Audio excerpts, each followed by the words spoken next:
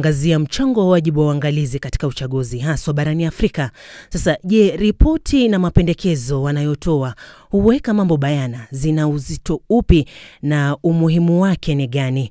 Kuliangazia hili nimezungumza na mchambuzi wa masuala ya Jumuiya ya Afrika Mashariki, Profesa Kennedy Simala, pamoja na Mule Musau kutoka shirika la uangalizi la ILOG, anayeanza kwa kutuelezea majukumu haswa ya uangalizi. Dhamira ya uangalizi kwa ufupi ni kujaribu kuimarisha uendeshaji wa uchaguzi na zaidi kuchangia katika kuimarisha demokrasia, kwa sababu kazi ya uangalizi ni kwenda kuchukua habari ama taarifa kuhusu uchaguzi fulani na kutumia zile findings ambazo wamepata kutoka kwenye uangalizi wao, ndio kupasha washikadau tofauti, wakiwemo wale ambao wamesimamia uchaguzi, wananchi ama wenye nchi, wapiga kura, wa taarifu tu, kupatia taarifa kwamba haya ndio masuala ambayo tumeona kwenye uchaguzi, tukiangalia ile inaambatana na sheria zenu na mikakati yenu ya kufanya uchaguzi. Profesa Simala, tukiangazia uchaguzi uliofanyika hivi karibuni wa Tanzania, kauli yako ni ipi kuhusiana na uangalizi unaofanywa hasa katika mataifa ya bara Afrika? Kwanza nitoe salamu zangu za pole kwa hali ambayo ilitokea, kama ilivyosemekana kwamba kuna hali ambayo kwa kweli ilikuwa ya taharuki na hali ambayo ilikuwa ni ya kushangaza, lakini niseme kwamba waangalizi wana majukumu makubwa na wamefanya kazi yao, wametoa ripoti zao za awali kwa kweli, na hizi ripoti nafikiria zina umuhimu mkubwa sana katika swala zima la kuimarisha namna ambavyo uchaguzi utafanyika sio tu Tanzania lakini katika nchi mbalimbali katika bara la Afrika. Kwa mfano, waangalizi kutoka Jumuiya ya Afrika Mashariki, waangalizi kutoka Jumuiya ya Maendeleo Kusini mwa Afrika, na waangalizi kutoka Maziwa Makuu na wale wa kutoka Addis Ababa AU, wote wametoa ripoti mbalimbali, na hizo ripoti bila shaka zitatumika sio tu kwa Tanzania lakini kwa jumuiya hizo pamoja na nchi mbalimbali za bara la Afrika. Bwana Mule, lakini mbona mara nyingi waangalizi wanaona uzito kuelezea waziwazi hali au mambo wanayoshuhudia katika chaguzi wanazokuwa wanaangalia? Mara nyingi ukiangalia zile ripoti za watu kama wale wa civil society, wanakuwa kweli wamesema kulingana na maoni yao huwa wanaona msukumo tofauti wa kuweza kuelezea zile shida wameona kwenye uchaguzi fulani. Wale wa taasisi za kiserikali mara ni kama wamekuwa wakisema kimombo conservative, na kwangu nimeona moja kubwa sana kutoka kwa AU, kwa sababu ile ripoti ambayo ameitoa sasa kuhusu Tanzania ni tofauti na zile ripoti ambazo wamekuwa wakitoa hapo awali. Ripoti zao zimekuwa zile ripoti ni kama zinashabikia tume ambayo imeendesha uchaguzi kwa nchi fulani, lakini kwa mara ya kwanza tumeona sasa tofauti.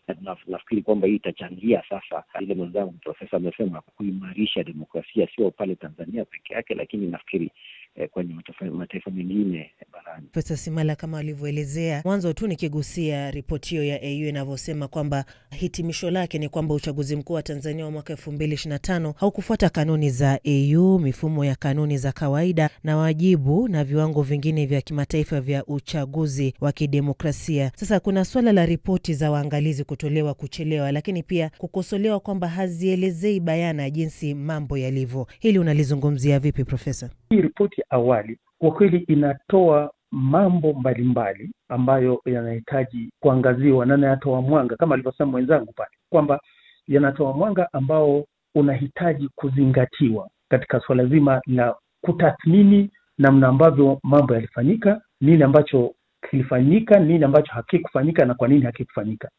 Na nieleze kwamba ripoti za waangalizi zinahitaji kutazamwa kwa jicho la ndani. Tusiwe wepesi wa kusema tu kwamba ripoti hii haijaeleza kwa kina. Hapana.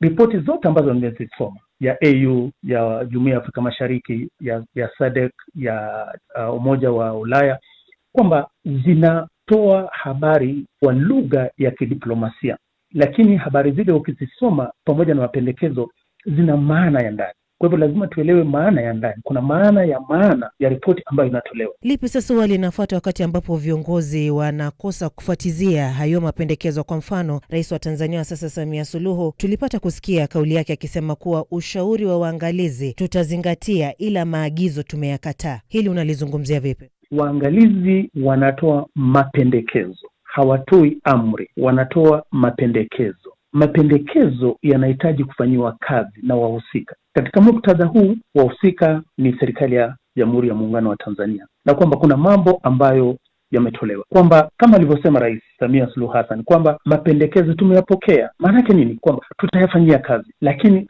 sio kwa agizo. Kwa nini? Lugha inayotumiwa lazima iwe ya kiheshima.